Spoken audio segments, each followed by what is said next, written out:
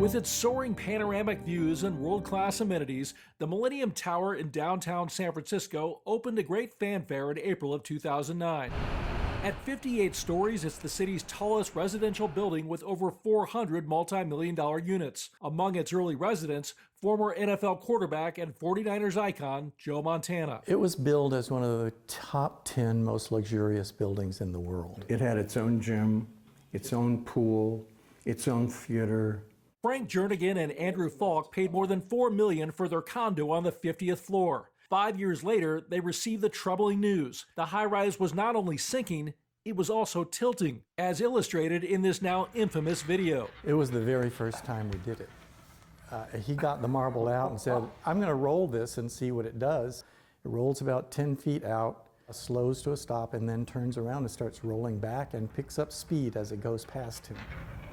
And so it was like, oh my God. 60 Minutes called its 2017 segment The Leaning Tower of San Francisco and showed the alarming stress gauges and cracks in the building's basement. The Millennium's current engineer of record, Ronald Hamburger, telling CNN that as of today, the building has now sunk and tilted 18 inches. This morning, my office filed a lawsuit against the developer of the Millennium Tower. After years of lawsuits, hearings, and finger-pointing, a retrofit announced last October will anchor the building to bedrock, which to the derision of critics had not been done originally. Instead, the foundation was built into deep sand. Experts determined that adjacent projects and a process called dewatering had weakened the soil under the tower, causing it to sink.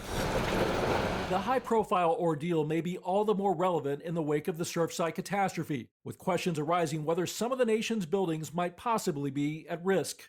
These people were lying in bed comfortably at night with no warning whatsoever, and our hearts just go out to them.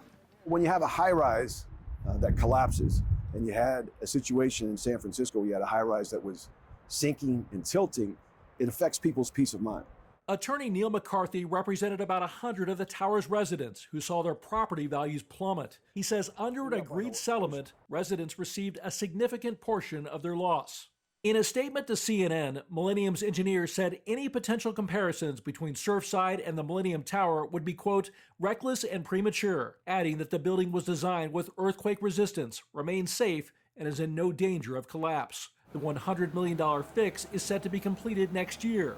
But Frank and Andrew won't be there to see its completion. We got out our suitcases, we put everything in, and we left. Even with all the problems, people, of course, continue to buy and sell units inside the building. And as for that $100 million project that's underway, it is not designed to repair any damage according to the plan, but it is designed to prevent the building from sinking any further and to recover some of the tilt. How much? About 50% over the next couple of decades. Dan Simon, CNN, San Francisco.